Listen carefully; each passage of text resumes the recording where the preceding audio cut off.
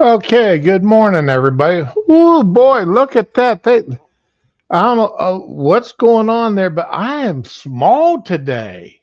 Yeez. I wonder why it's got me so small. That's unusual.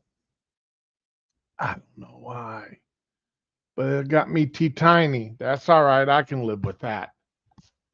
I don't have a big ego, so I don't need to be big. Okay. Sorry about Friday, but the wife left for work and she got not one, not two, but three flat tires.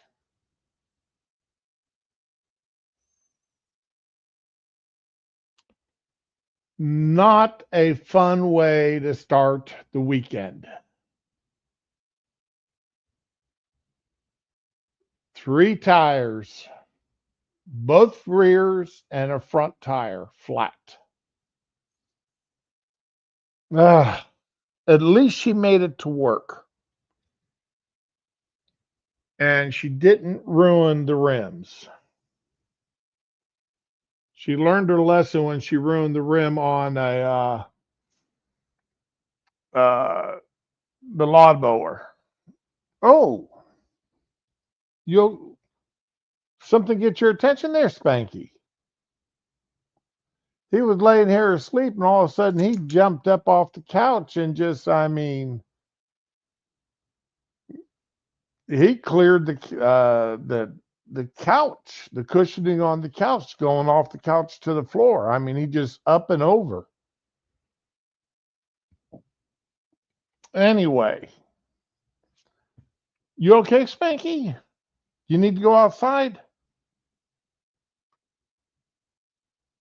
I know you guys just love hearing me talk to my dog or my cat, whichever one happens to be got my interest up at the moment, at that particular moment. But anyway,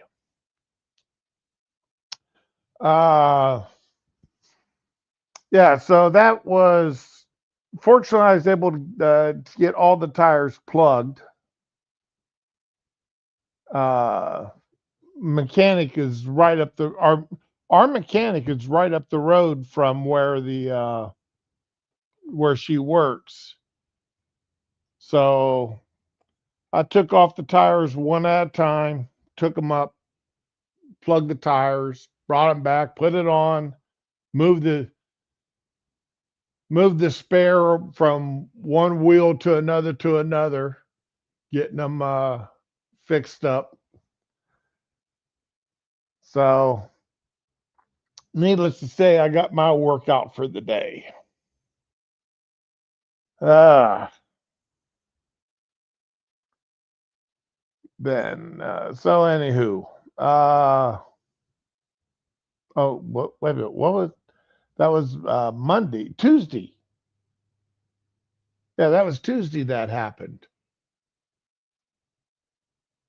Anyway, yeah, it was a screwed up day. That's all I got to say. And I think I've got a screwed up day today. No, that's next week. Next Thursday, my day's screwed up. Anyway, um, there's been a lot going on and a lot of things I got some opinions on. One of the things is, and let me go ahead and get my worst opinion out of the way here first. And if Ramen was online, I think this would be the one to get me in the most trouble with her. But I got into a discussion with a person this yesterday with a young lady, and she was a little irritated.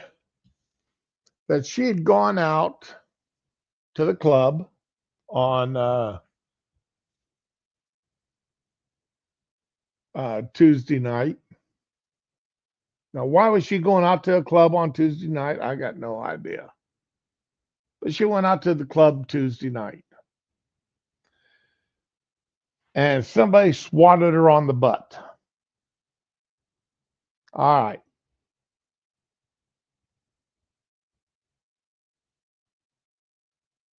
Guys, if you don't know the woman intimately, or you're not getting intimate with this woman, keep your hands off her butt and boobs. But the only place it's safe to touch a woman that you're not intimate with is on the shoulder or the forearm.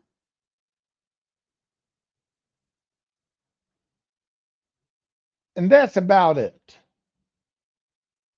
You can touch her hand, forearm, maybe her upper arm or shoulder. And that's it. No more. Your safest bet is just to keep your hands to yourself. Okay? That's your safest bet.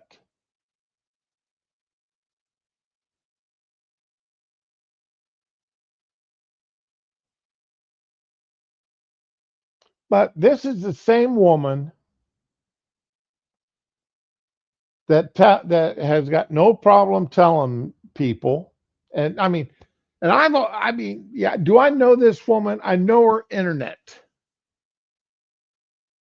I know her internet style. I've never seen a picture of her.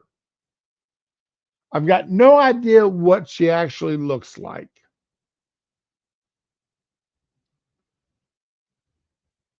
Just as she has no idea what I actually look like.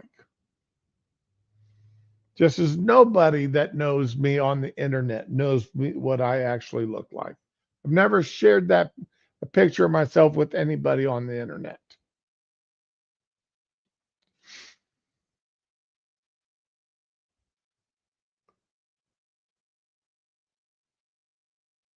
But I do know this woman is damn proud of her butt and the way the jeans make her butt look. She brags about it. According to her, her butt is her best feature.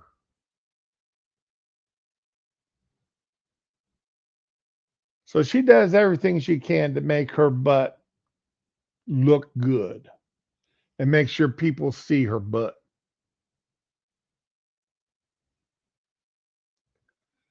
Now, in my opinion, if you are going to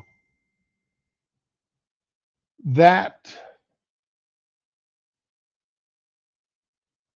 uh, if you're going to that extreme to when you buy a pair of jeans that you're making sure that those jeans lift your butt just right and fit your butt just right.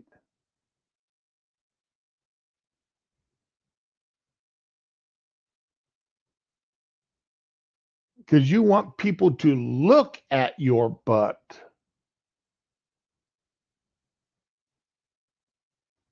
Can't you expect somebody somewhere, especially at a club,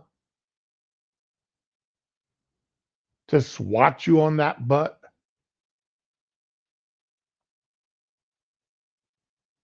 I mean, it's like a woman going out.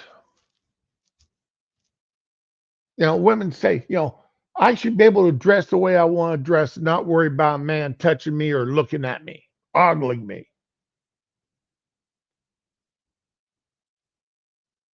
Ladies, in a perfect world, you're absolutely 100% right. You should be able to dress the way you want to dress without worry about somebody touching you or staring at you in a way that you find offensive. But in that same perfect world, I should be able to walk around with a big wad of cash in my pocket and pull it out pull out a giant wad of $100 bills anywhere in town and walk down a dark alley anywhere in town and not worry about getting robbed. In that same perfect world,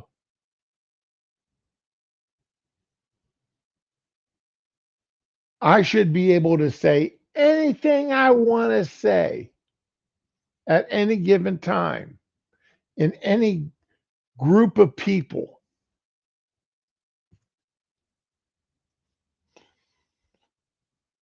And not worry about getting punched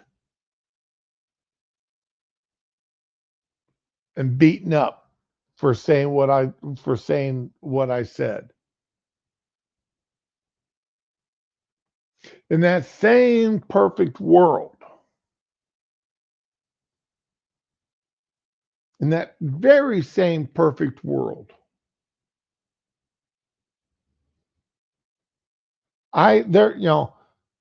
nobody would have to worry about getting robbed. Nobody'd have to worry about a bar fight. Nobody'd have to worry about walking down the streets of South Chicago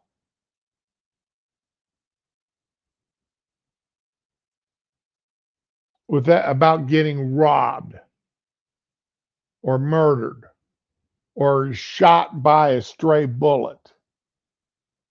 In that same perfect world, there'd be no homeless encampments.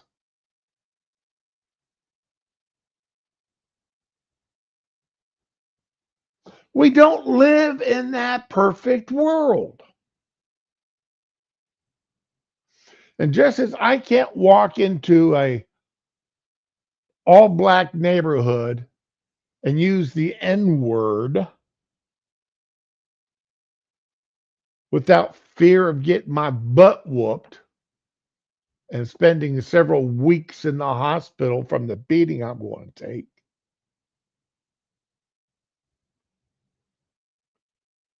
You should know, ladies, that if you dress in a provocative style to show off your assets, you're going to have somebody stare at you in a way that you don't like. You're going to have somebody attempt to touch your asset that you're showing off that you may not have particularly invited, but you did invite it by showing it off.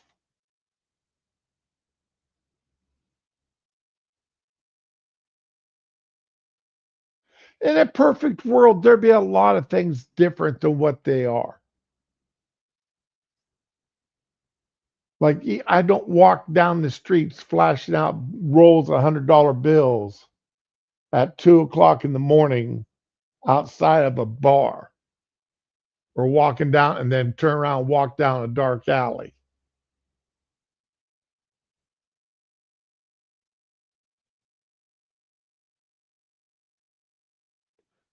I wouldn't go down the streets of parts of Chicago without worrying about catching a stray bullet, especially on a 3-day weekend.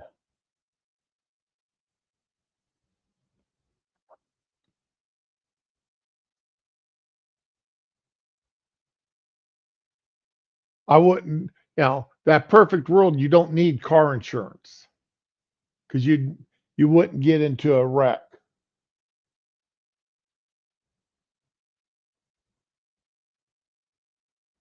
That perfect world, I wouldn't weigh over 300 pounds.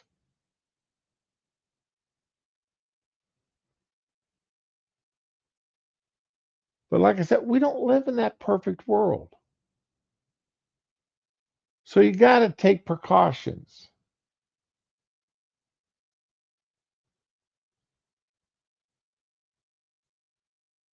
So as you can see, today's opinions they're liable to take some people and tick them off a little bit.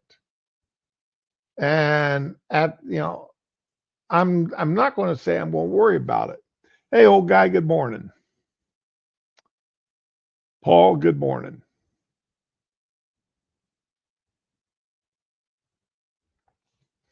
You're absolutely right there, old guy. That utopia does not exist and will not exist. So you take your precautions. Lady, I'm not saying don't dress up. Dress up. But just be aware of how you're dressing. And if you're dressing up and you're showing off your assets and you've got your boyfriend with you or your husband with you, and your husband or your boyfriend says, that skirt's a bit too short, or that cleavage is a bit too much for where we're going, listen to your husband. Listen to your boyfriend. He's not trying to be controlling. He just understands the way men think.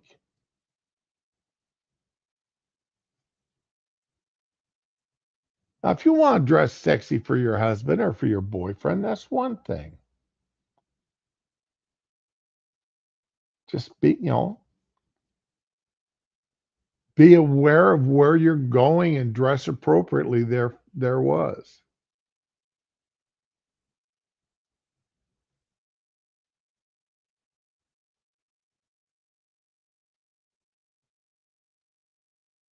Yeah, that's it, old guy.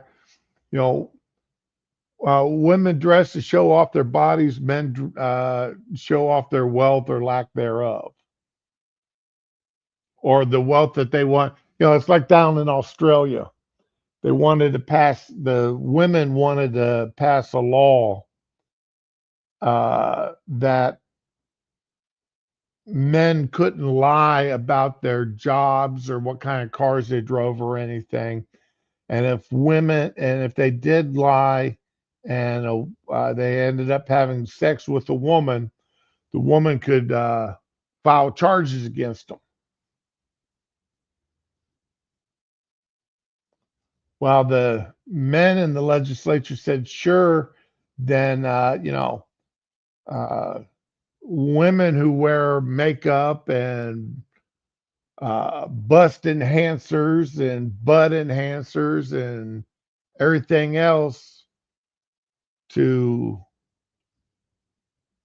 make their bodies look better than what they are can also be sued because they're lying about the way they actually look.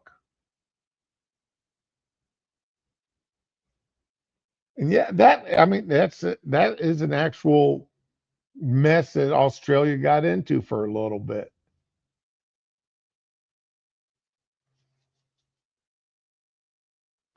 Now, when uh, women complain that men lie about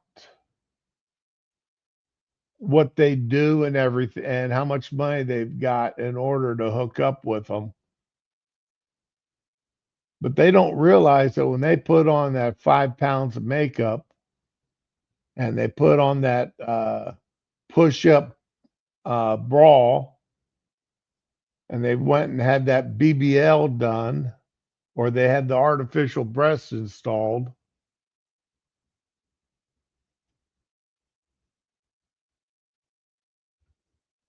Hey, morning, Ramen.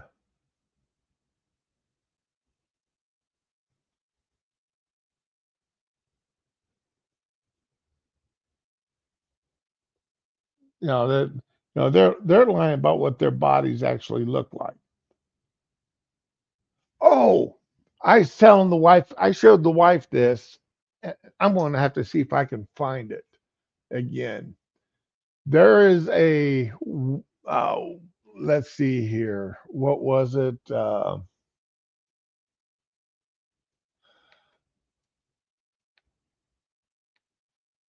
Let me see if I can find it here. There, images was under, because I found it and showed it to the wife, and yep, here they are. I don't know if you guys have seen these yet.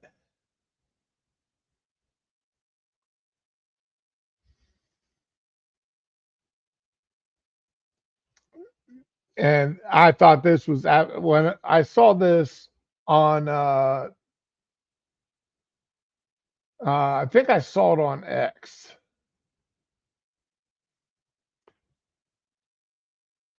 Woman creates corset that makes her breast implants glow.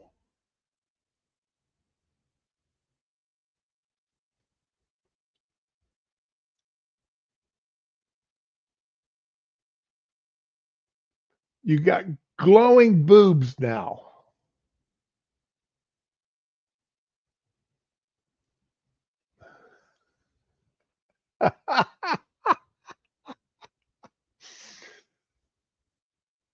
And they go different colors.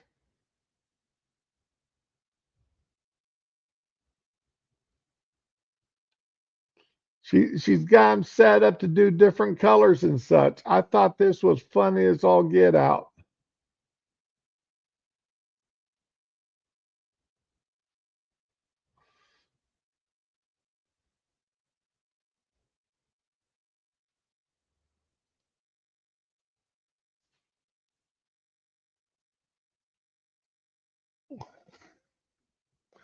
Who? Why would you want your boobs to glow in the dark?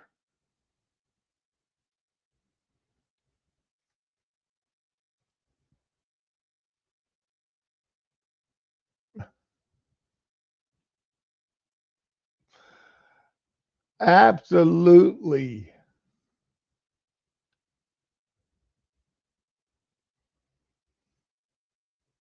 You think you're not going to draw attention to yourself in a club at night?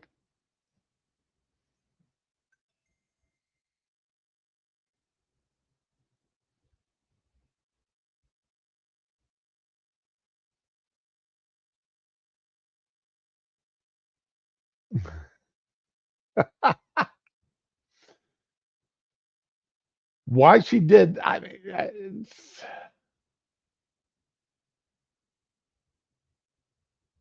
it's just like I showed my wife those pictures, and she was like, "You've got to be kidding me."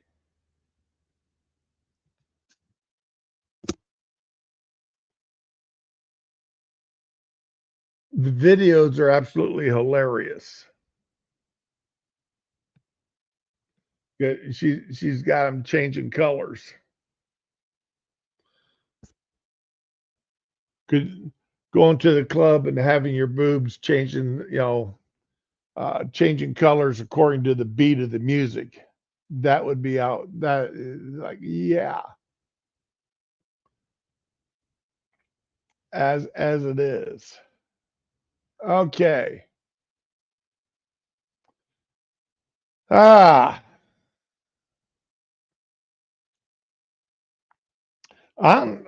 I don't know how many of you heard, but evidently Trump decided to pull Kamala Harris's security detail.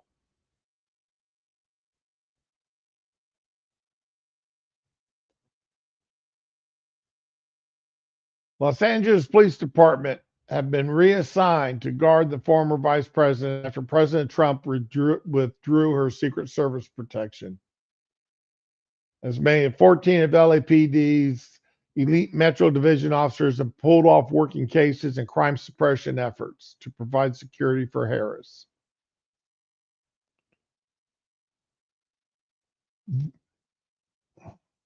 Trump, why? I don't mind you being petty. A lot of your petty stuff is I find funny.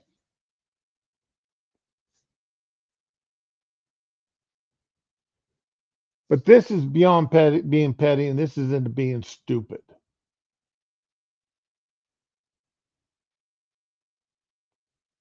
And you know the next Democrat president is going to withdraw J.D. Vance's Secret Service protection if he's not elected president next in 3 years. Well, 2 years, 2.5 years. if he's not elected president, JD Vance is going to lose his security. You could possibly lose your security.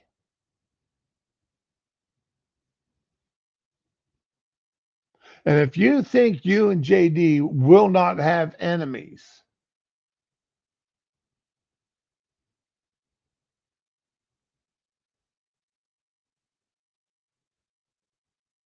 after you get out of office, you're not thinking ahead.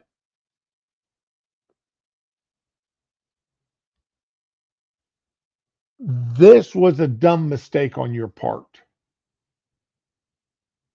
This was a dumb mistake on Trump's part. I I cannot fathom anybody who's advising Trump saying, "Yeah, this is a good idea to pull her Secret Service protection."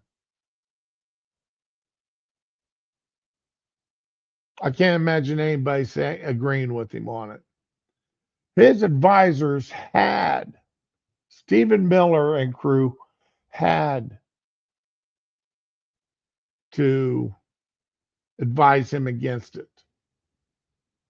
Pam Bondi had to advise him against it. Kash Patel had to advise him against this.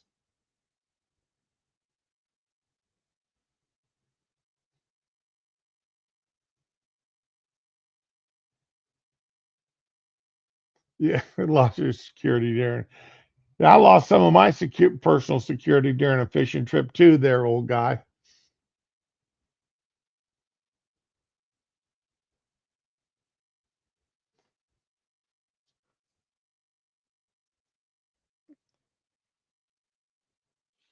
But why? It makes no sense. And I don't. I like I said, I can't imagine anybody telling him that this was a good idea.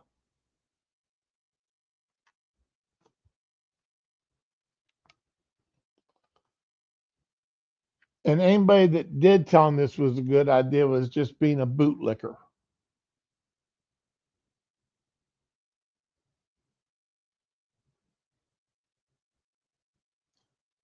I've said it before, and I'll say it again. When I think Trump makes a boneheaded move, I'm going to say it. And this, to me, was a boneheaded move.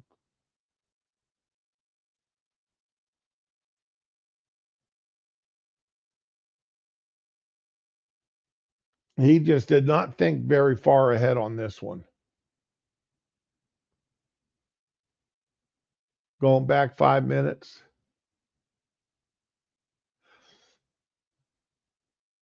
Why advise against pulling Kamala's Secret Service protection?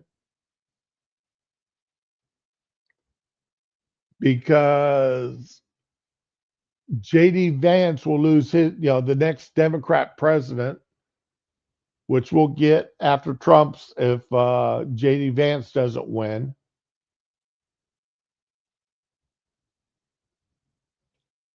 Because JD's going to run. And I don't know if Vivek's going to run again because Vivek's running to be governor of Ohio. And I like Vivek. I I doubt if Ted Cruz would run again.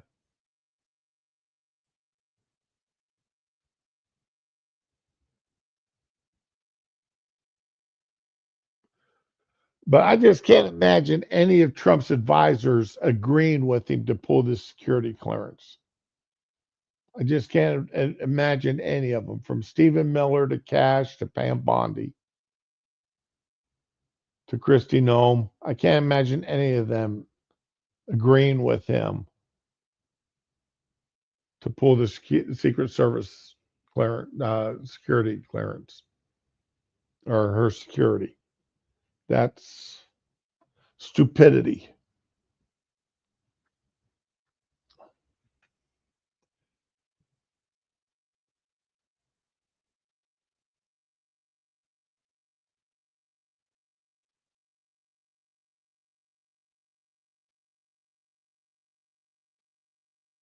Are you serious there, old guy?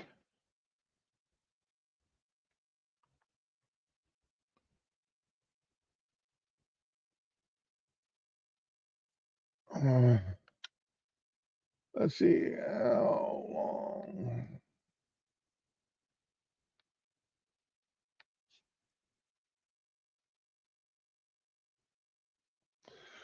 Vice President for up to 6 months. Okay. Well, hell.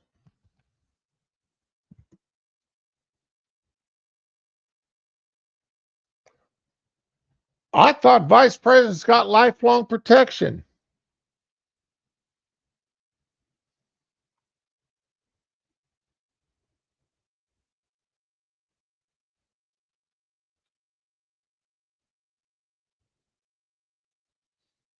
And by the way that the newspaper articles and everybody had been, I should have known better than to trust.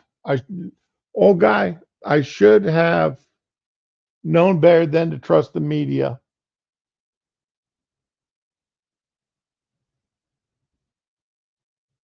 I should have known better than to trust the media. Because the way the media made it sound was that Trump just vindictively pulled her security protection.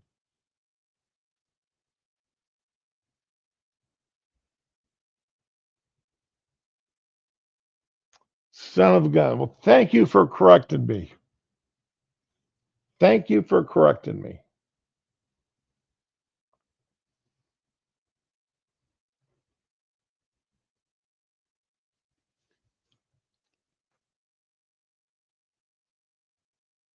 Nobody, this is just the first time the media has ever made a big deal out of it. This is the first time the media has ever made a big deal about a vice president losing security clearance. So I wonder who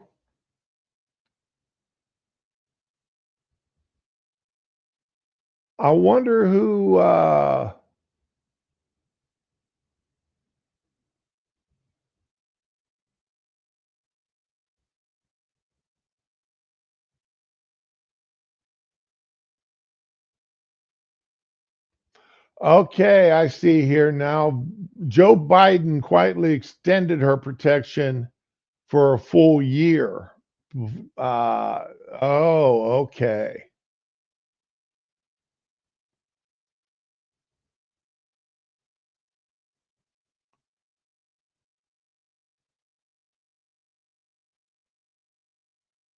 And see, this here's part of the article that got me, Local leaders slammed Trump for taking away Harris's Secret Service detail. This is another act of revenge following a long list of political retaliation in the form of firings, the revoking of security clearances, and more.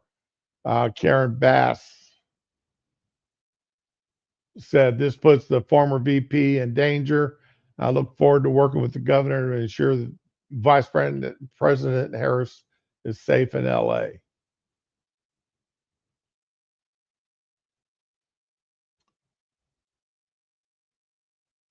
She's also getting California Highway Patrol protection.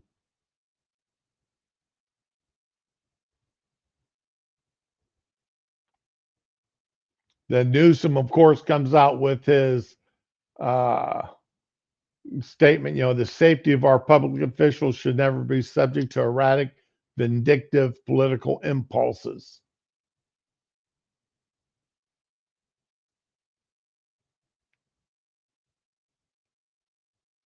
So, yeah, I was actually listening to the media, hyperbole over this, and I should have known better. Yeah, because it was Trump. Yeah, I should have known better, old guy. See, I got caught in trusting the media, and I should know better. I should know better than to trust the Los Angeles Times or the New York Times. Oh, every time it seems like I try to give the media a break, the mainstream media a break, it comes back and bites me in the butt.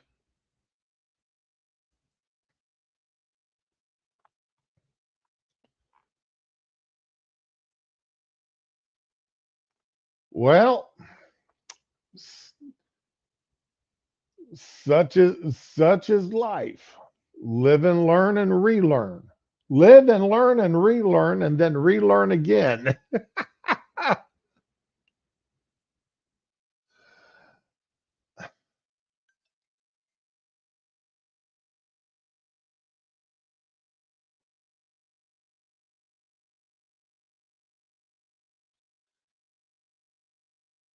Okay, let's see here. I just got a news flash that Trump said something mean about Elon. I wonder what that was. What did Trump say mean about Elon?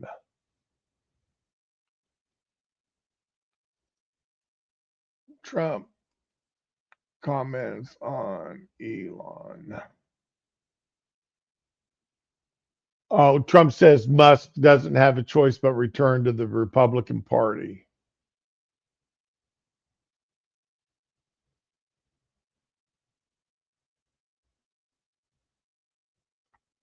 Ah, Trump says Elon Musk is 80% super genius and 20% problems.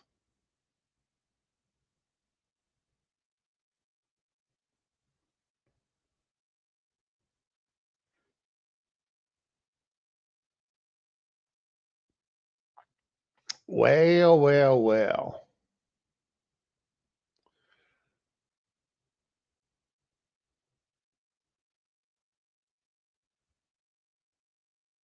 You confuse the UN with NATO? Ooh,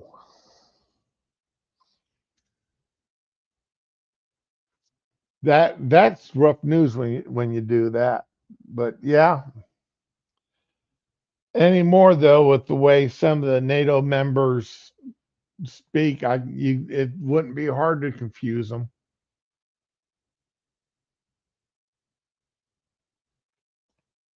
And since we're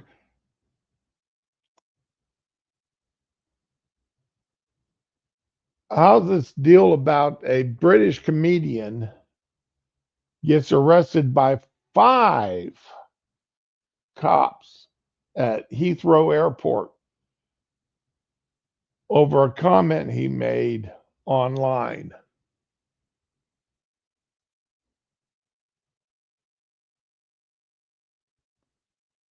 Absolute. If anybody ever thinks that there is freedom of speech in England for British citizens, think again. British citizens do not have freedom of speech, regardless of what their version of the Constitution says. You can't speak out against immigrants. You can't speak out against abortion. You can't speak out against politicians.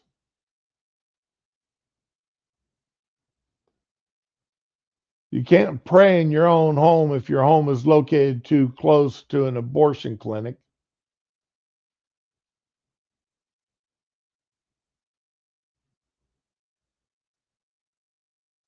You can't even fly your country's flag, either one of them,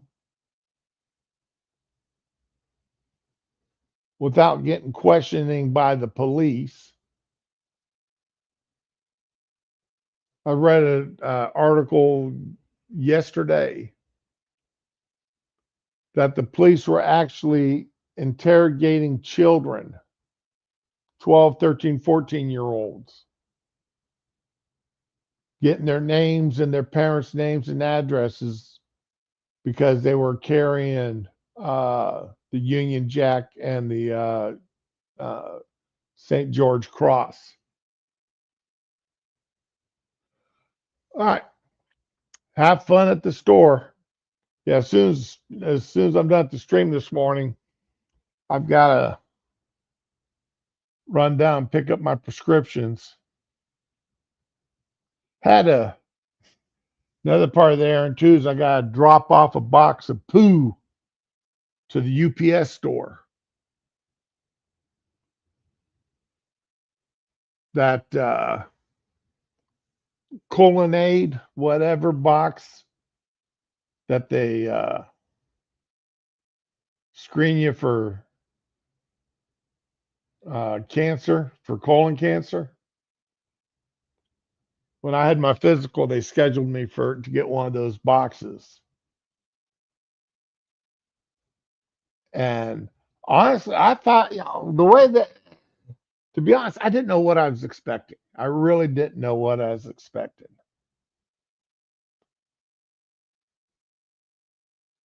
But what I got was not what I was expecting at all. You get this piece of plastic you put with a hole in it that you put underneath your toilet seat. Then you get a cylinder that you put in that hole. And you have to aim for that hole with your poo.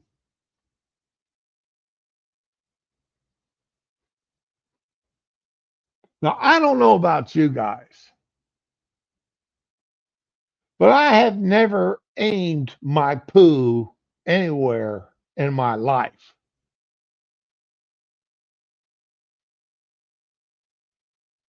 Trying to hit a 6-inch target with my poo. I've never done that in my life.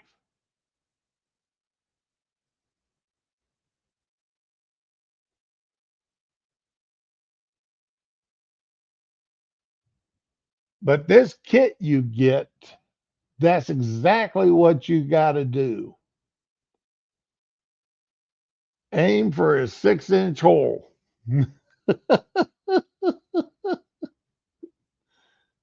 Then you pour some liquid that they give you on top of it.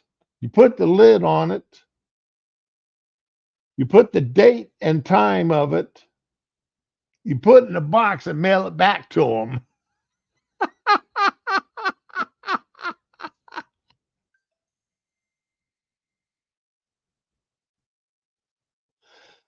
I'm sitting there looking at this. I'm going, you gotta be kidding. You're expecting my fat butt to aim the poo into the 6-inch hole?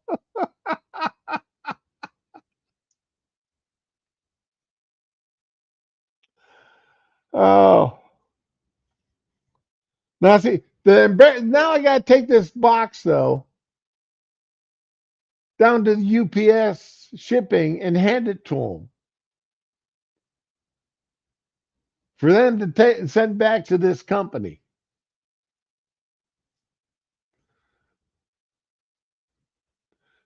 This is one time I wish UPS had like a mailbox that I did not have to physically hand this box of poo over to somebody over to somebody else. Because they know, I mean, they got to know what's in it.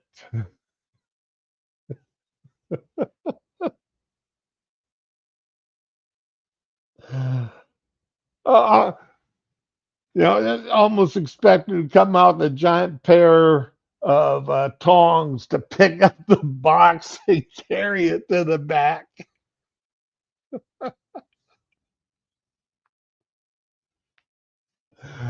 Oh my Lord.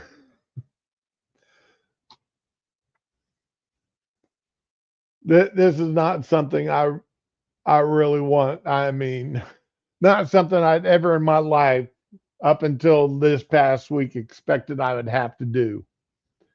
Mail off a box of my own poo.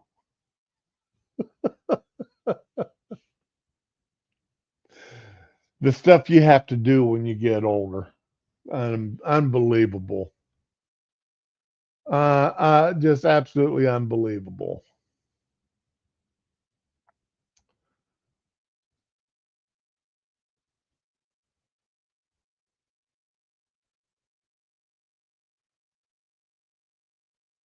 Okay, so let's see here.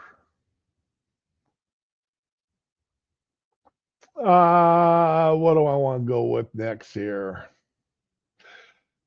Well, I had to admit I was wrong. Old guy had to admit he was wrong.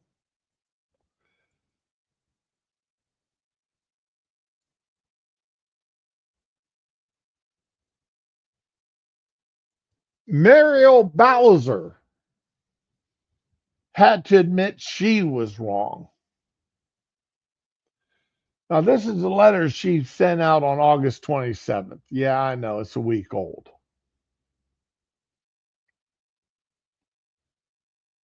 But let's take a look at this. From the office of Mayor of D.C. for immediate release, a message from Mayor Muriel Bowser to the residents of the district. Leadership requires making difficult choices and sometimes admitting when you're wrong. This is one of those moments. In the past, I opposed the use of federal law enforcement and military police in our city. I believe that Washington, D.C. should manage its own affairs, and I was vocal in my disagreements with President Trump about deploying federal resources here. My opposition was grounded in politics, principle, and pride.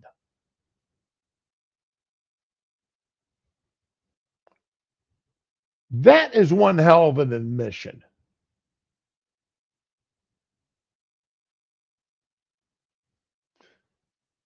But the reality is clear. Washington, D.C. is safer today than it was then, and it is in large part due to the actions I resisted. The presence of federal law enforcement, however controversial at the time, addressed problems that my administration struggled to control. Streets that were once chaotic are calmer. Crime that spiraled beyond our capacity to manage has been reduced. Residents who once felt abandoned now feel a greater sense of security. That is absolute that is great. I will not pretend that I agree with President on policy or politics, and I will not change my affiliation. But I will acknowledge this. In this case, he succeeded where I did not. He prioritized safety for this city in a way I was unable to achieve, and for that I thank him. This is not an easy admission.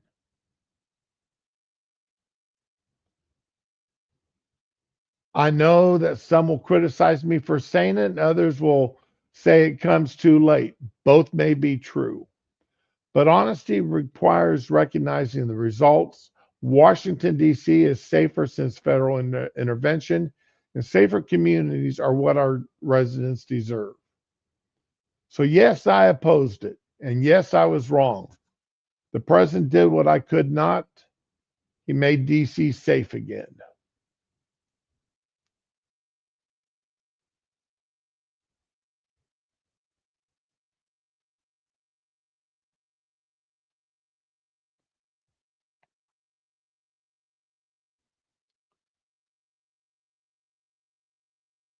That took a lot of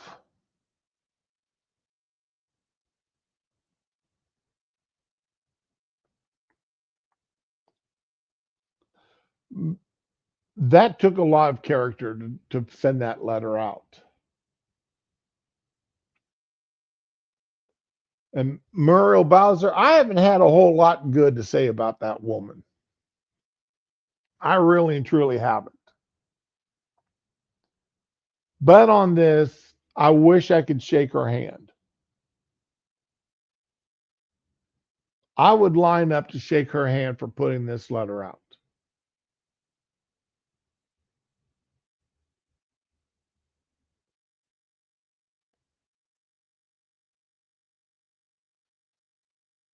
She ate a big pile of crow on this. Now, I will have to admit, I had, while I had my own concerns, and I've still got concerns about putting federal troops in anywhere, even National Guard, state National Guards, even though state National Guard have been used by the states before to help. I still have my own concerns. Benjamin Franklin said it best. All right. Those who give up their freedom and liberty for security deserve neither.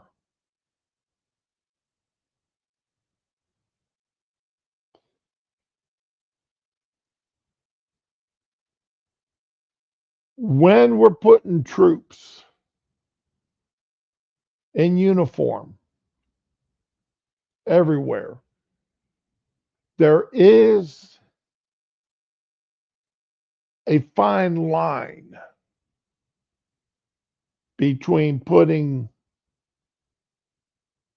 enough troops to correct a situation to putting so many troops out for so long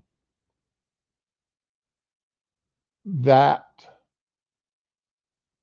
you've now militarized and the entire city or entire district, put it on permanent, you know,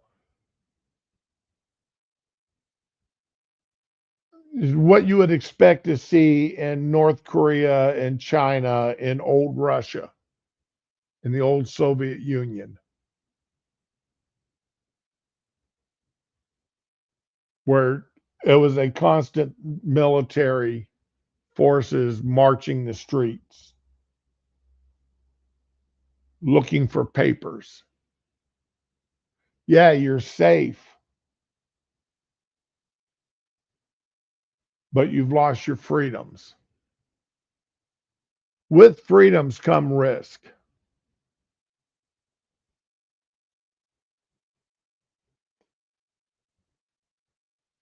So again, I'm not going to argue with putting National Guard out to temporarily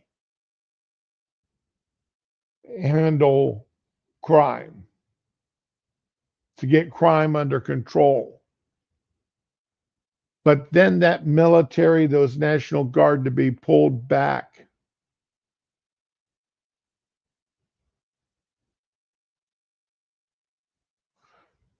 Did I hear about the AAP gender affirming care policy? Hey, morning, did you? No, I did not.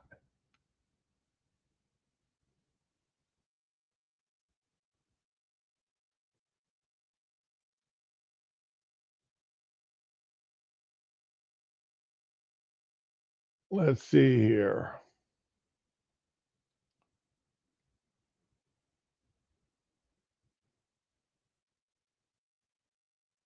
American Academy of Pediatrics reaffirms gender affirming care policy, authorizes systemic review of evidence to guide update. Oh, Lord.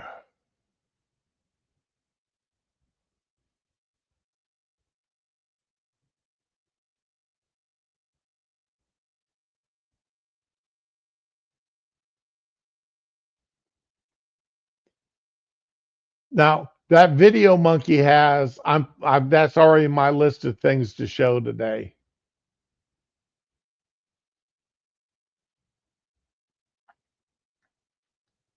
Okay. Um,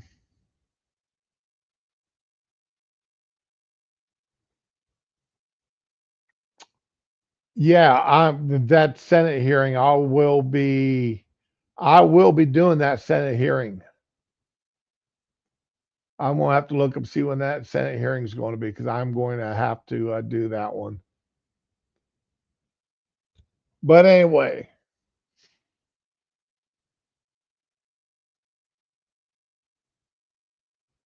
again, we need to do something, especially in the larger cities, about the crime. And no, I am not talking about advocating for more gun control. It's not the guns, it's the people. But it needs to be a more permanent solution. And the permanent solution cannot include putting National Guard on every street corner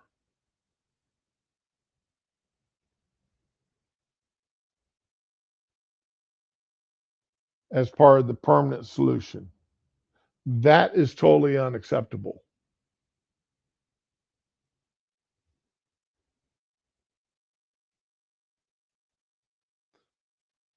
But that doesn't mean we can't use the National Guard to do like what was done in DC. But now, what's going to be the long term fix for it?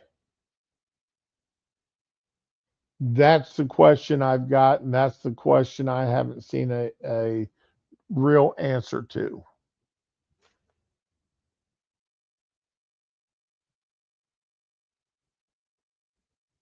Is we've got to find a permanent solution to that issue.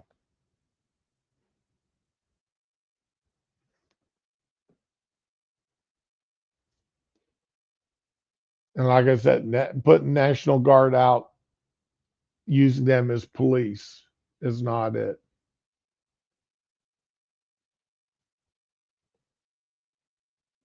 The mayors and the governors of the mayors of the individual cities and the city councils have got to get their acts together as to what they're going to do to fix crime in their cities. They turn around, they look, you know, Newsom there, he released, look at the crime in these red states. But the problem is the cities where the crime rates are that high are all but one of them have got Democratic mayors. And the one that's got a Republican mayor he's only been the mayor for less than a year, I believe. This is his first term in office. And another untalked about fact about every one of these Democratic cities is they all have black mayors. Every one of them has got a black mayor.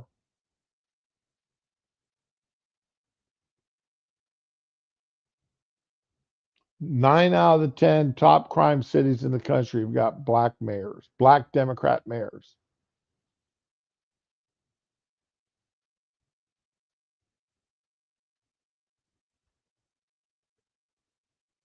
Oh, whites definitely take priority over me, there, old guy. Wives definitely take priority. You know,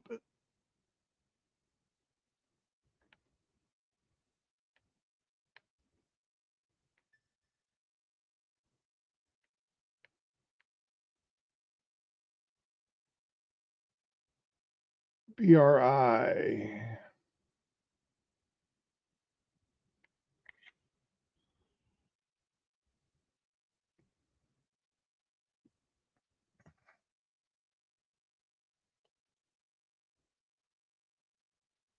So yes, Mayor Bowser,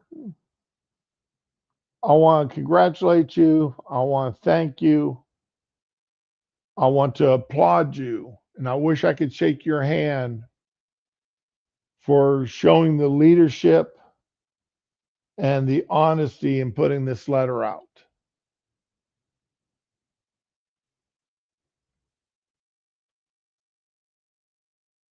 But like I said, you know, I don't know what the long term answer is. I just know what it isn't. And it isn't having National Guard on every street corner forever. That's a temporary fix to get it under control, to get it reduced. But now you got to sit there and figure out what in the hell the long term fix is.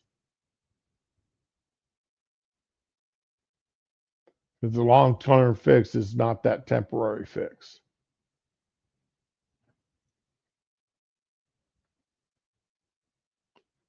Like I said, I've got some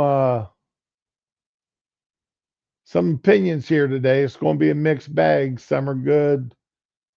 Some are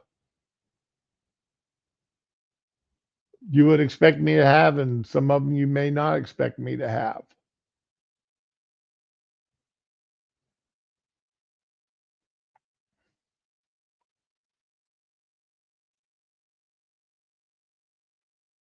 Okay, judges. Okay, more court rulings against Trump, of course. Uh, one of Obama appointee judges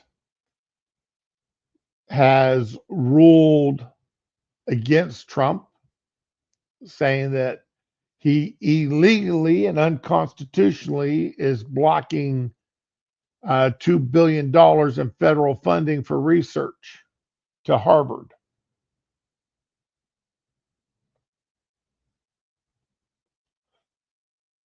Like I said last week, we can tell what some of these rulings are going to be just by figuring out who the judge is and who appointed them.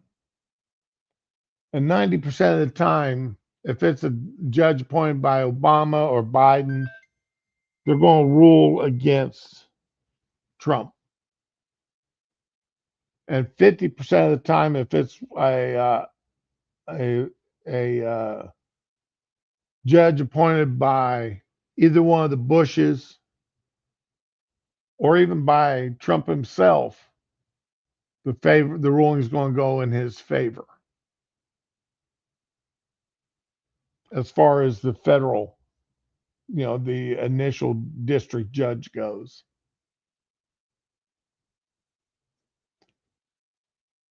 Now, Judge Allison Burroughs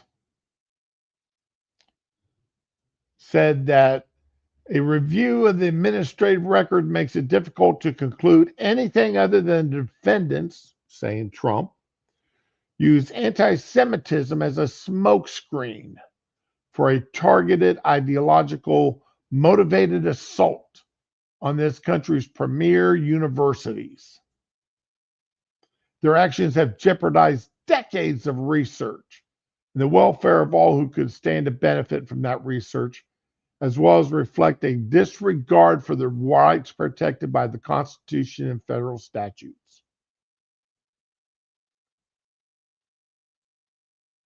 Now, in a way, I have to agree with the judge that withholding research money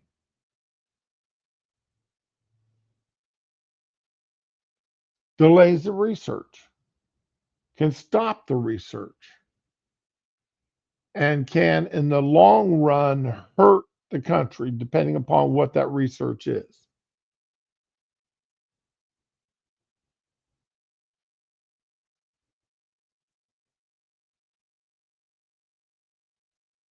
However, however, no institution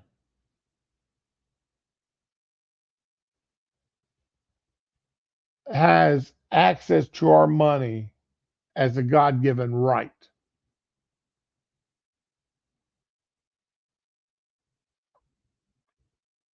Nobody has access to taxpayer money from the federal government as a God given right. That's even including myself, and I'm drawing 3 paychecks a month from the federal government. My VA disability check, my military retirement check, and my Social Security check.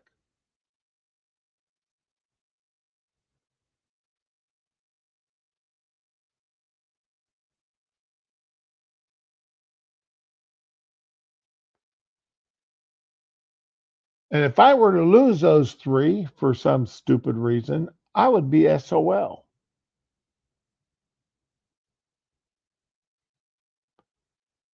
because my other incomes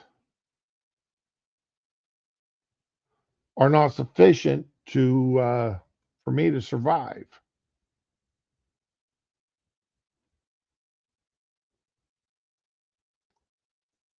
But Harvard has got billions of dollars sitting in the bank that is their money free and clear.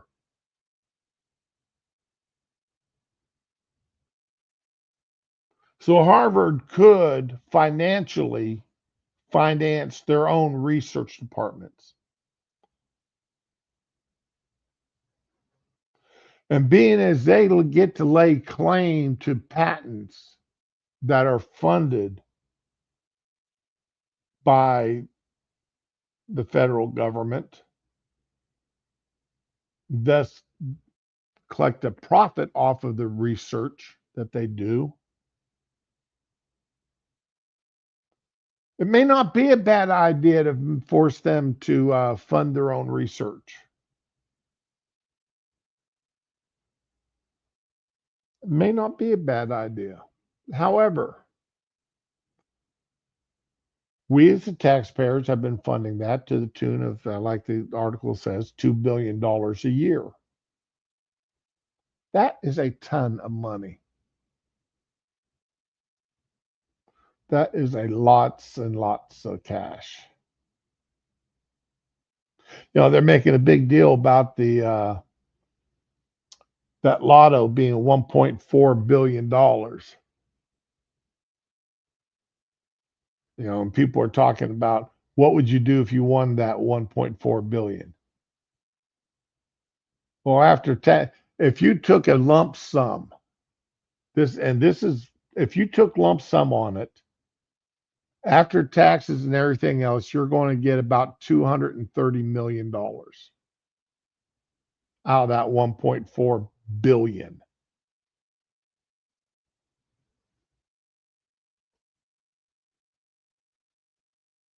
Because the lump sum would only be about 500 million, and then you're going to pay 60% of that in federal taxes. And if you live in California or New York or some state that's got state taxes, you're going to pay even more. But still, $200 million, that's nothing to sneeze at. But it ain't $1.4 billion.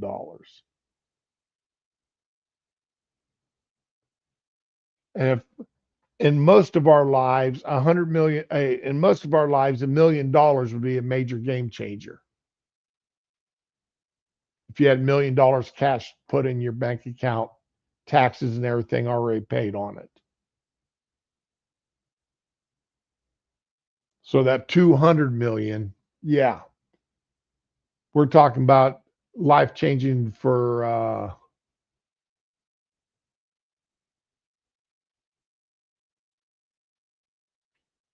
yeah, you're right. $1 million isn't what it used to be.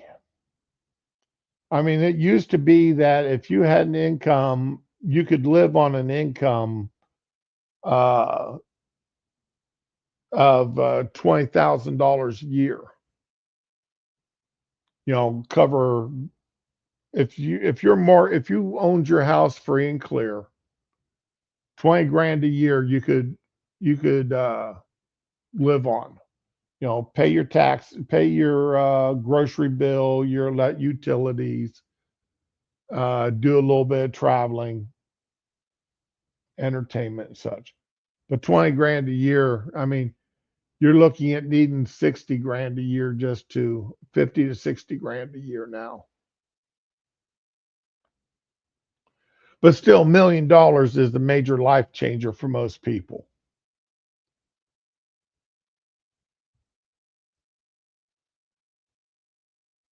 Uh, You put $1 million in my bank account and told me that was mine to do with as I wished. In 48 hours, I would have half of it spent.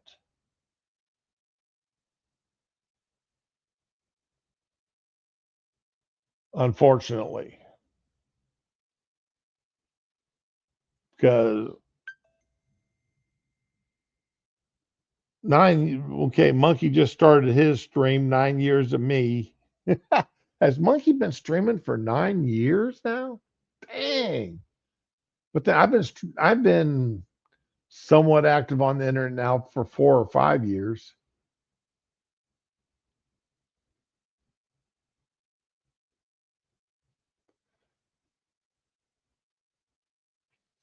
No, Ramen, I don't think it would set you up for life,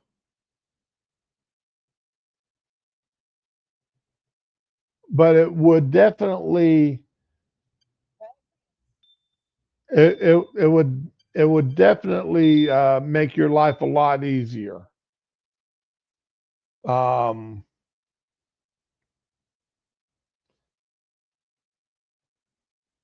because most people would have to either buy, most people, if they were smart, would buy or buy a modestly priced house, which anymore is 100 to $150,000, or pay off their mortgage, which in my case would be about 75,000. Okay. Uh, Replace the vehicle with, like like I drive a 20 plus year old, about 24-year-old pickup truck that is at the point now is starting to nickel and dime me. All right. So I would probably pick up a newer, not brand new, but a newer vehicle. Well, that's going to be, 30 to $40,000 anymore.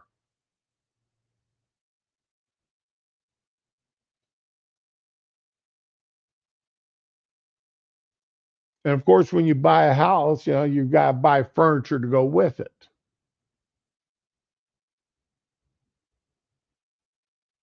All the accoutrements that you need for that new house.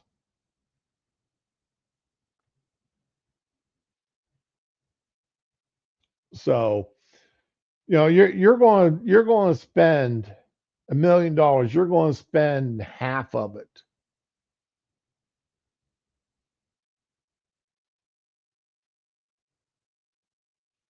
You're going to spend half of it with no problem.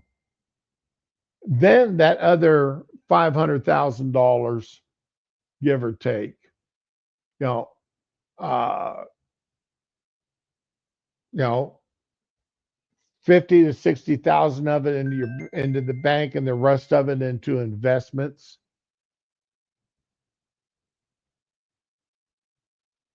And that's as long as you can be smart enough to tell friends and family no when they come to you with their hands out wanting money, which is when anybody comes into money, that's one of the first things that happen. Friends and family come out reaching with their palms out, expecting you to put money into their hands for them. You know, remember 30 years ago when you were dead broke and I gave you $100? Well, can you give me 1,000 or 5,000 now so that I can do this or that with it? Or I'm your brother, I'm your sister, I'm your ex-husband, I'm your ex-wife. I want to share that. And they'll go to court to get it. And depending on the judge, they may just make you give it up. So yeah, you got the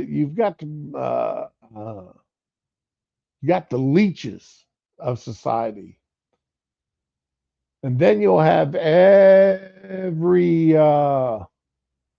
charitable group in the county come after you. looking for donations. The American Cancer Society, the Red Cross, Boys and Girls Club, Boy Scouts, Girl Scouts.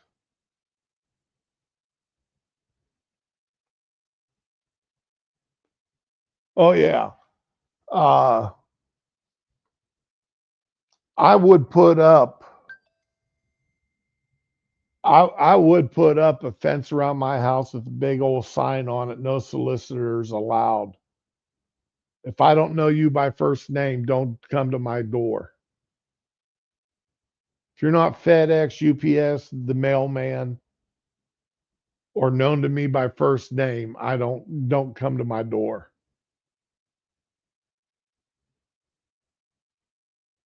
So have a buzzer at the door, at the gate. I gotta buzz you in. But anyway, uh now Trump back to this. Trump pulled the money because, and we can all, if you're honest, you can acknowledge this. All these left wing colleges on all these colleges on the coastline there, all the and on both coasts, and a bunch in the middle, left wing colleges, they have done damned little to protect their Jewish students. They're in all the pro Palestine protest.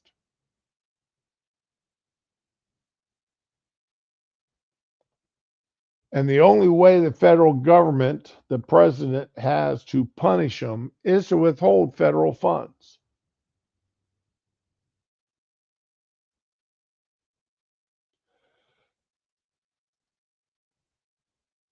Was he right in withholding? Would I agree with him withholding research money?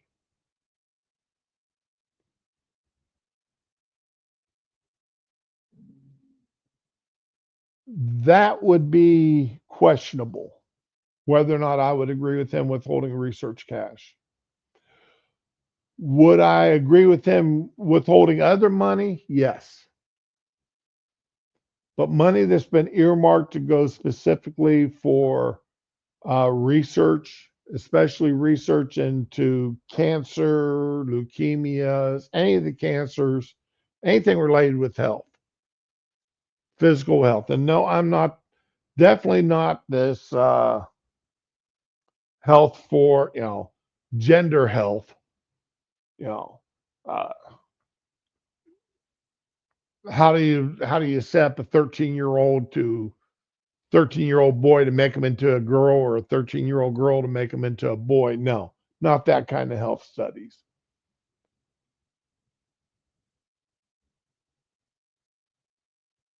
But studies into the cancers, any form of cancer, permanent childhood diseases, some of these diseases that uh, affect children, ways to help those with permanent disfigurements to live a more normal life. Advances in wheelchair technology, for example, advances in prosthetics. That kind of funding should continue regardless of what else is going on,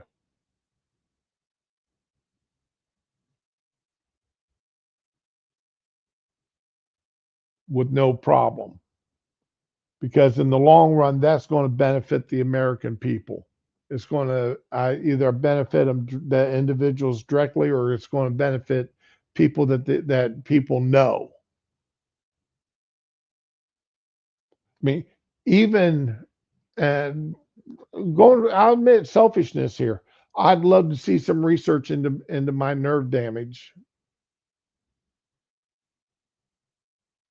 because I don't want to end up in a damn wheelchair 5 years from now because the nerve damage progresses to that point.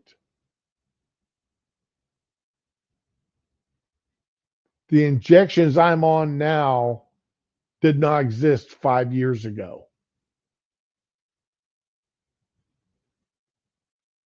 Not for use, not where it would have been approved for my use. 5 years ago, I would not have gotten approved. I was not approved for this. This medicine was not approved for me to use. It was not available widespread 5 years ago. That's why 5 years ago, even the stuff I was doing sub Q did not exist 10 years ago. 10 years ago, I had to undergo 3 days of having an IV in my arm for 8 to 10 hours a day and undergo that for 3 days a week, 3 days a month, every month. That's what I underwent 10 years ago.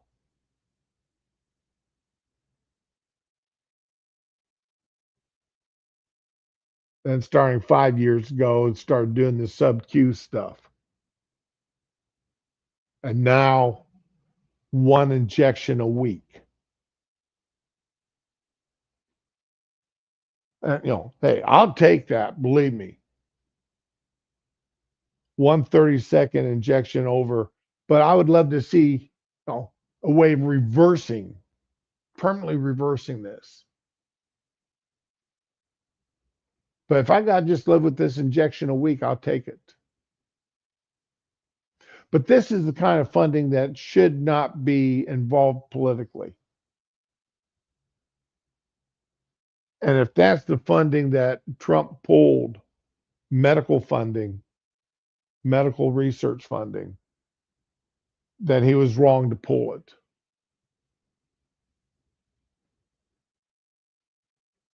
So again, it all depends on what the funding, what research was being funded, that whether or not he should have pulled it. That I would agree that he should have or should not have pulled the funding.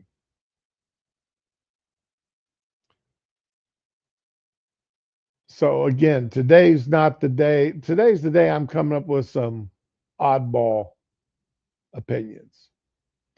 Here's another lefty that I don't like, that I'm going to agree. I'm glad that they're doing something. I'm glad they're doing something I agree with.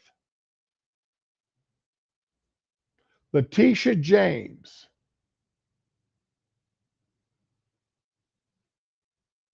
Letitia James sues anti-immigration group for misusing charitable funds to buy West Virginia castle.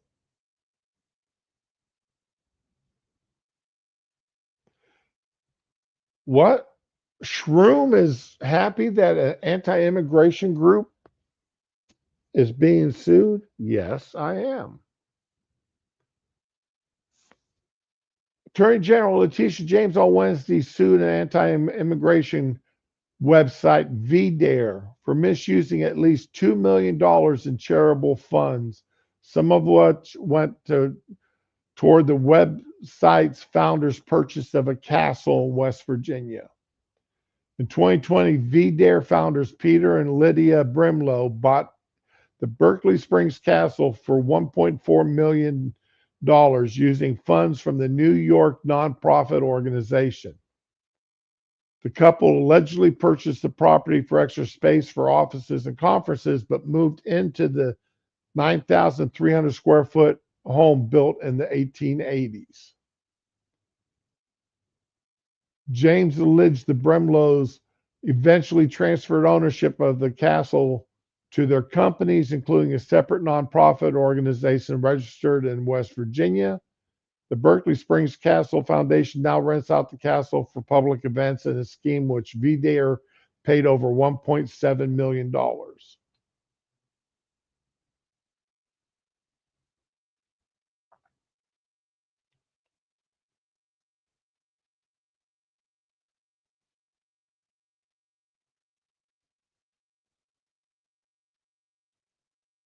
The lawsuit takes issue with VDARE's solicitation of donations even after the Brimlows announced last year they were shutting down the nonprofit organization.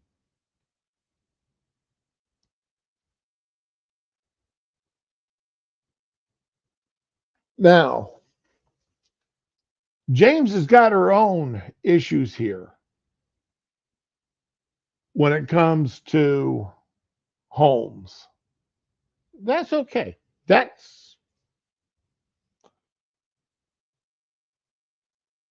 But just as the founders of BLM used their money to buy $1 million multi homes, many different, several different homes of various worth, some $1 million worth millions of dollars, others not quite there, but several $100,000. And I think they should have been sued for misusing the donations. These Biglows, I think, again, if everything is as stated, and that's a big if, but an organization that I would typically agree with them doing what they're doing, these people use that money for buying a $1.7 million home,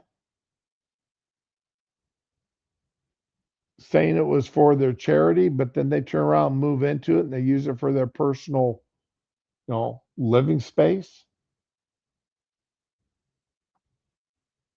That's just wrong.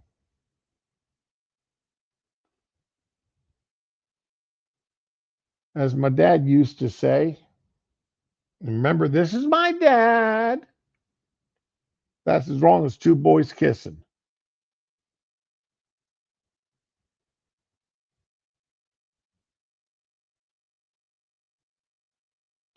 So, yeah. Letitia James, if everything is as she purports, she's doing the right thing here, and I agree with her.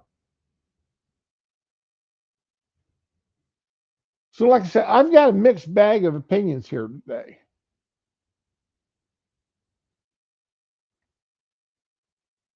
I'm agreeing with somebody that I think should be in jail. But she's doing the right thing here with her in her job. Again, with that big if there. If everything is as she purports. Which will come out in the during the trial.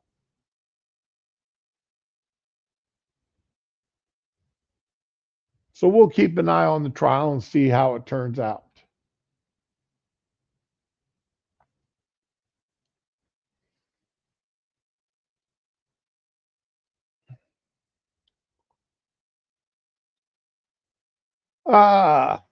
AI. I'm going to show something here that's funny. The AI is absolutely wonderful. It is a tool that can be used for great humor.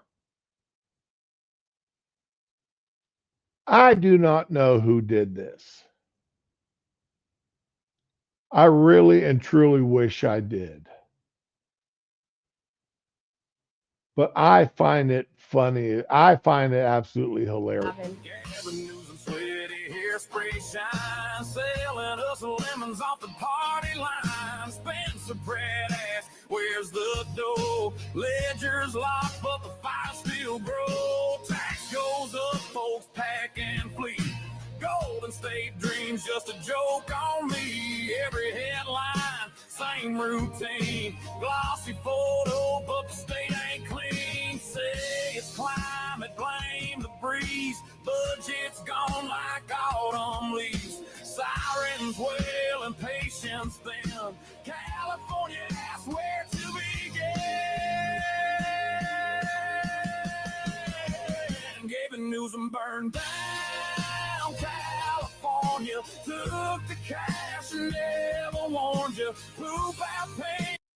That looks, I mean, they did the AI here did it absolutely amazing. It's wonderful the way they made Newsom into the Joker. While the streets get rough, red face Gavin ain't good enough. Looks like Butthead Maine. Bring it on, Gavin. So if y'all hadn't seen that, I had to show it to you. 'Cause I got a huge laugh out of that.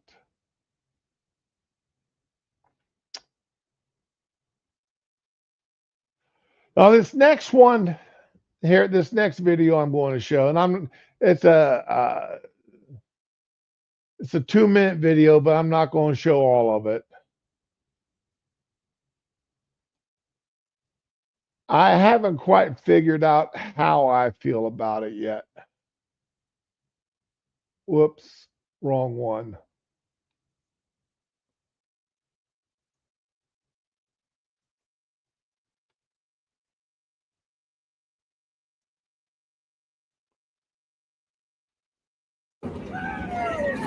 Here's the love. Here's the honor. If you can't come in her, come on her. Yeah! Oh, the USA! Woo! Now, do y'all know who that is? Paul, undead, old guy. Do y'all know who this character is? Anybody have a clue?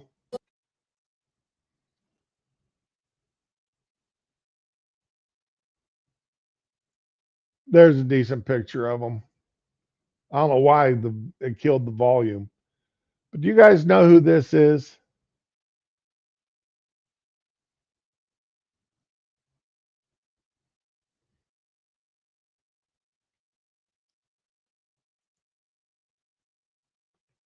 That guy there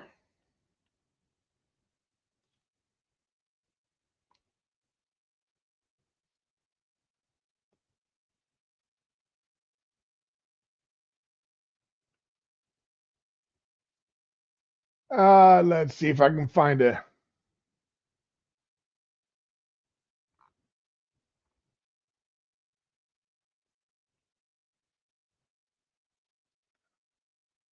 That guy in the cowboy hat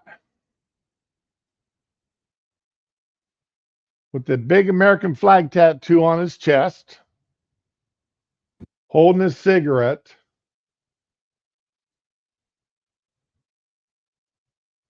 That guy is this guy.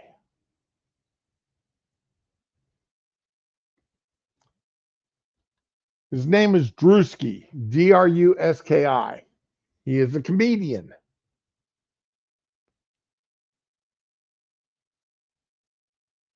Now, they did a wonderful job on the makeup. They absolutely did. I mean, he's got that wife beater tan down perfect.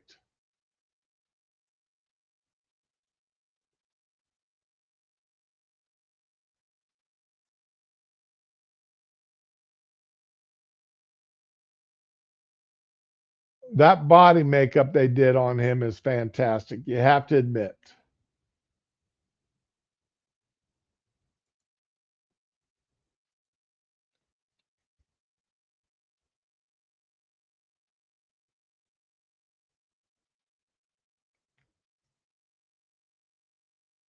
And the reason why I'm not sure how I feel about it.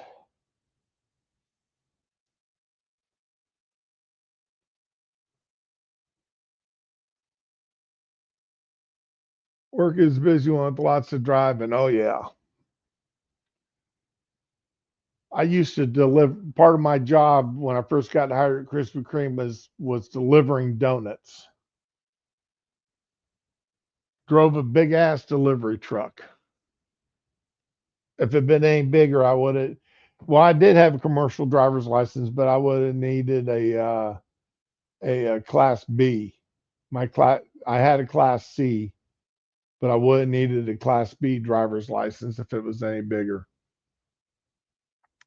And the reason why I'm sort of torn on this is if this had been a white comedian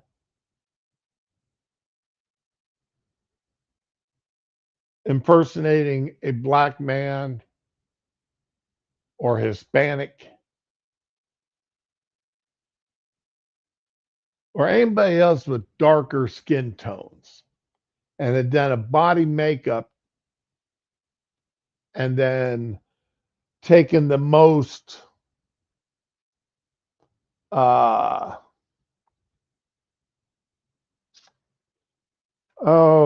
stereotypical. I mean, face it. He went with the he really went with the stereotypical redneck here.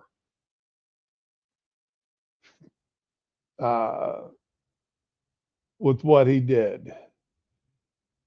And if this had been a white comedian doing the same thing to, dressing up as a pimp or a rap character or done a Mexican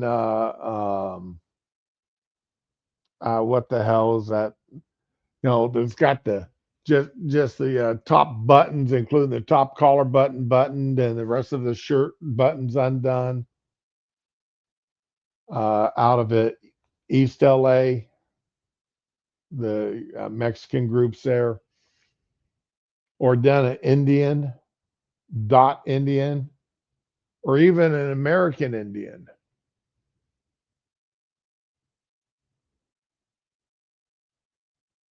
That would have,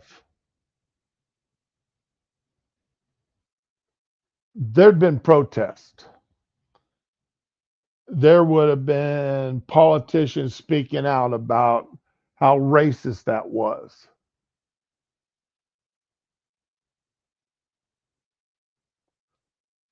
Now, I see humor here. When I first watched this, I laughed. And then when I found out it was a black man using body makeup, I watched it again and I still laughed and was amazed and wonderment with the body makeup that was used to transform him into a white guy with those sunburns.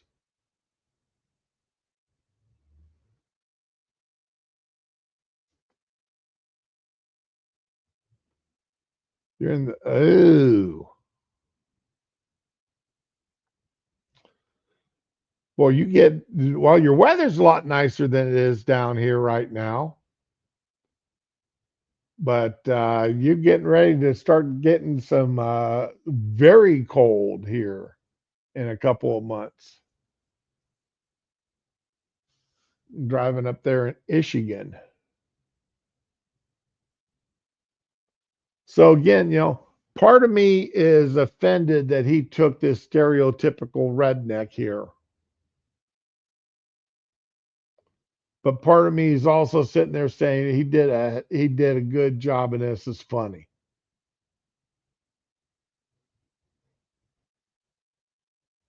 Part of me is saying, should I be offended at this?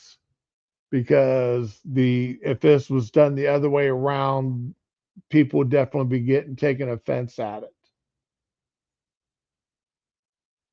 But the larger part of me is saying this is funny and the guy did a good job.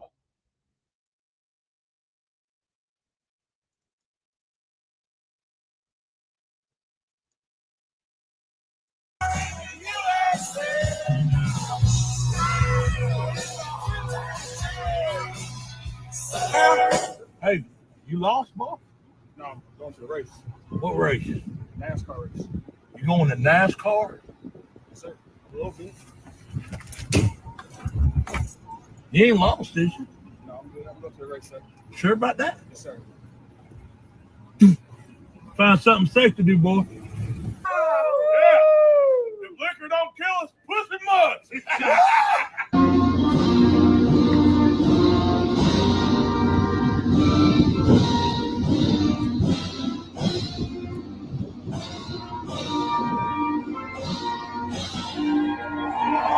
Yeah! Woo! Bring on the truth, baby! Oh, that fucker will go. Who are I you? see. Dan Arthur. Where you going to? Dan Arthur. Oh, South Dakota. Yeah.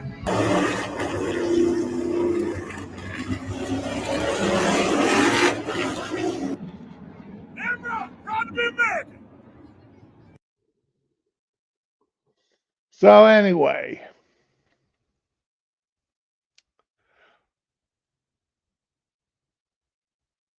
you love the cold? My wife loves the cold. Problem is the cold don't love us. I can perfect weather for me, 65 to 72 degrees. That range, I'm perfectly happy all day long, all day, all night. 72 during the day, 65 at night. I am that's absolutely perfect weather for me. It starts dropping down in the 40s at night and in the 50s during the day, and I don't enjoy it so much. My body starts to hurt.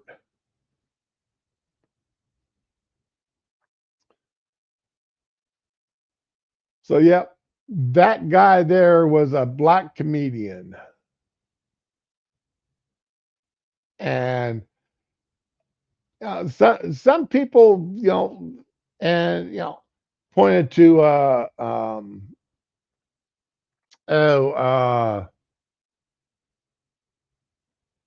that Thunder movie where Robert Downey Jr. put on blackface. And it's like, well, okay, what's going on here? Thank you. Well, that's good. I mean, but that was actually part of the script of the movie that he played a character who put on blackface. All right, and let's see here.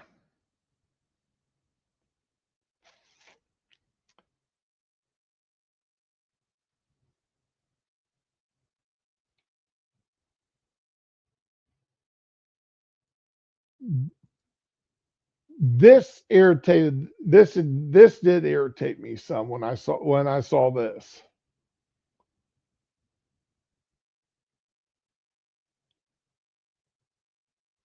By the United States Army with both the Bronze Star and the Combat Action Badge. That as someone who's actually led soldiers in combat, and someone who's actually led Hold on a second, and Governor. led people overseas, and to know the United States Army actually recognized me with these awards, I think it does matter. But this is important because it's not ridiculous. And I appreciate that. It's Thank you. important to know that you also are telling the truth. And you did get the Bronze Star, but you got the Bronze Star 2 years ago. And I that did. 2 years ago, you got the medal, you got a citation, you got a ceremony. But you claimed it in 2006 when you didn't have any of those things. So you would know. All right. So he claimed that he had the Bronze Star in 2006, but he didn't get it until 2023.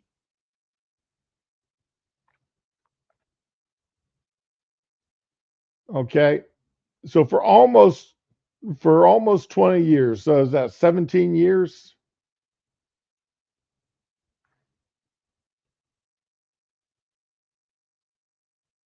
For 17 years, he claimed that he had an award that he didn't have. Stolen Valor for 17 years.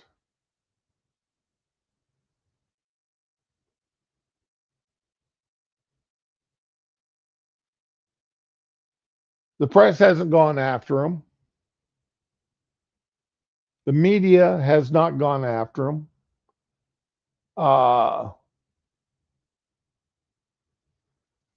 Nobody. This is the first I'm hearing about it.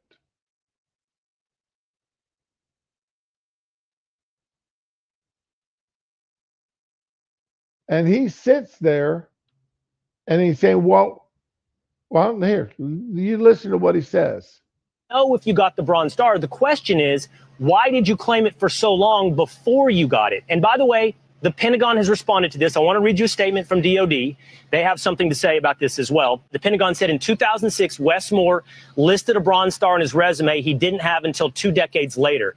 Wes Moore is a perfect example of a politician who inflates his resume and hopes no one notices. Your response, Governor? My response is I'm very proud of my service, and I'm grateful for the opportunity now to be able to continue to do good work on behalf of the people of the state of Maryland. Yeah. Well, I don't think many people question your service, Governor. I appreciate your service, and I respect and honor that service as well. The question is whether or not you're telling the truth as a politician. And I think that's important to the American people. I was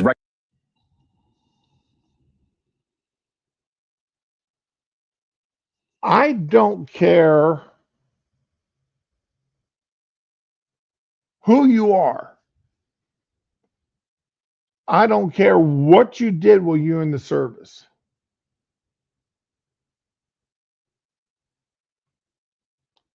And when I say that, I mean, if you served, you stood the chance of being put overseas in harm's way.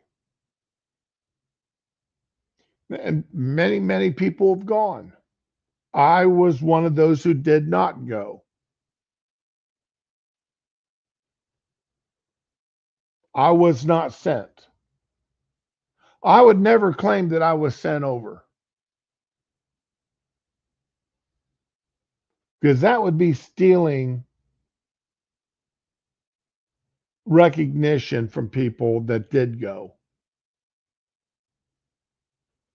And for this governor to sit there and claim that he had a Bronze Star awarded to him when he had not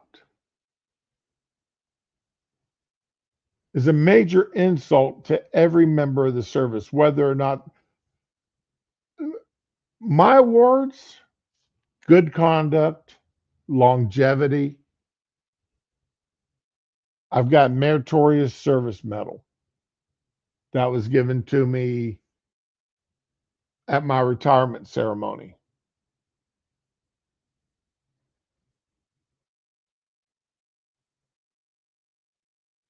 And that's it. That is it.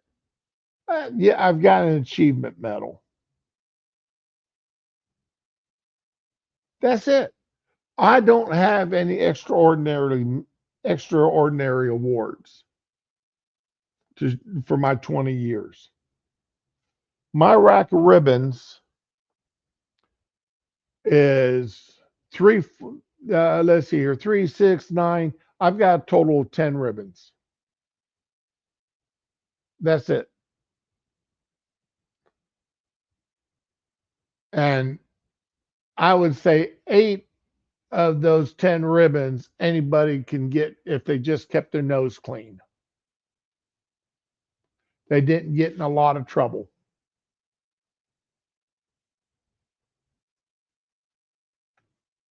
Oh, Paul, I'm not arguing. No, I'm not denigrating my service. I'm proud of my service.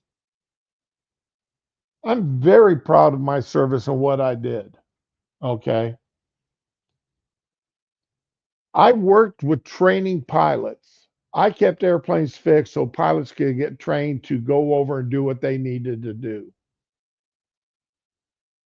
I worked with training people who went overseas to fix aircraft so the pilots who were in actual combat could do what they needed to do. So I'm proud of my service. That's no question about it. I'm not denigrating my service. I'm just saying my service was mundane.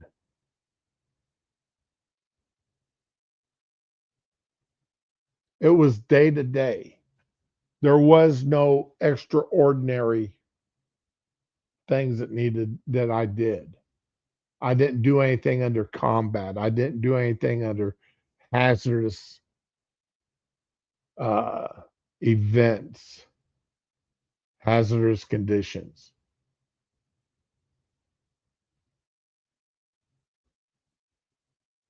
So, again, I don't, and that's it.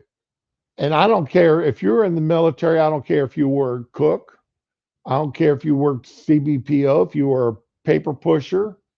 You kept my records straight. You kept my finances straight. When I went TDY, you kept me legal and everything that way. I don't care if you worked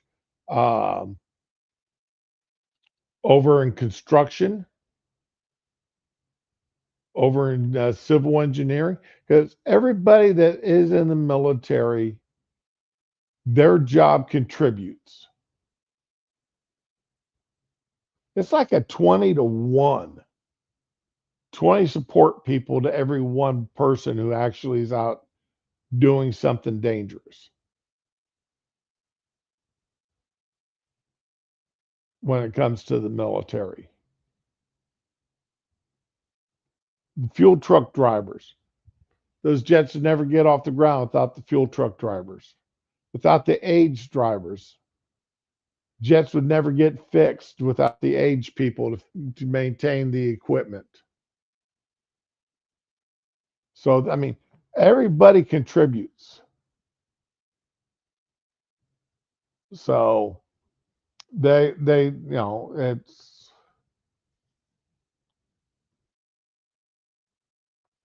but that's what makes me mad about somebody here claiming a Bronze Star when, for 17 years when they didn't have one. And I would like to know who put him in for a Bronze Star 17 years after he was no longer in the military and was sitting there as a politician.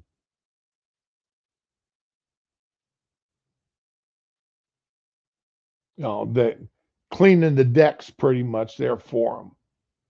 Well, he's been claiming he's got one. We better give him one, is the way I look at that happening. Okay, let's see here.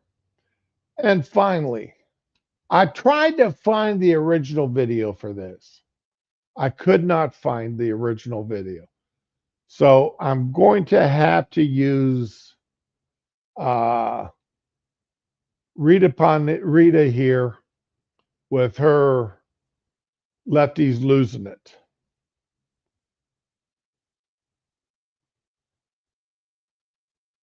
She's now showcasing in the media. Maybe because these people, they are crazy because they are. This is Jasmine Crockett doing an interview on a show on a thing that she just did. First of all, she's very inappropriately dressed as a politician. She's dressed more like a streetwalker here, in my opinion. But let's listen to this woman. Congress. It's just not what my plan was. Okay, remember, this is what Jasmine actually sounds like. Let's check in with the new AOC, Jasmine Crockett, the radical Democrat from the great state of Texas. Let's have a listen to how this privileged young woman used to sound when she was being her authentic self. No one could have told me that when I went down to Austin, now looks like a little bit over a year ago, that I would be running for Congress. It's just not what my plan was. But what I've always decided is that I would step up. That's the real Jasmine. See if you can detect the subtle difference with the inauthentic ghetto version she's now showcasing in the media. Maybe because these people, they are crazy because they always talk about how Christian they is. Yeah, I don't know how many of them on that side are getting divorced because they getting caught up sleeping with their co-workers, staffers, interns, all the things. Yeah, you ain't got to believe me. Just go Google. You'll find some of it. I'm telling you. And the wives is being messy and petty. They putting it in the divorce. I'm like, ooh, that's got to be true because your lawyer would know that they going to lose it.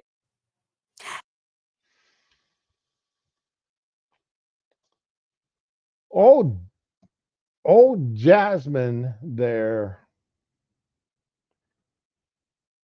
She's coming straight up out of the ghetto.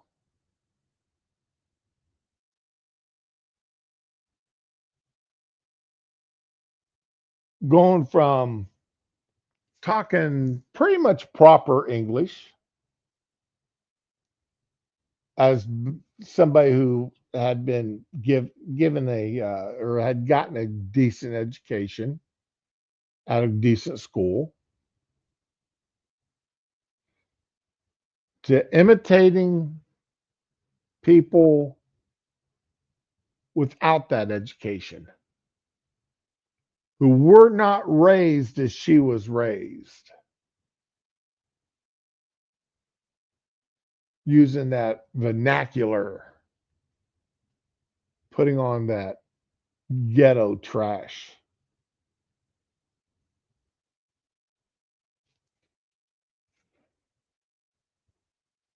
I just get confused when I see politicians do this, when I see people do this and get away with it, that the mainstream media doesn't call them out. We've got a woman who lives in Australia calling them out. But you don't see the media in the United States calling her out for that.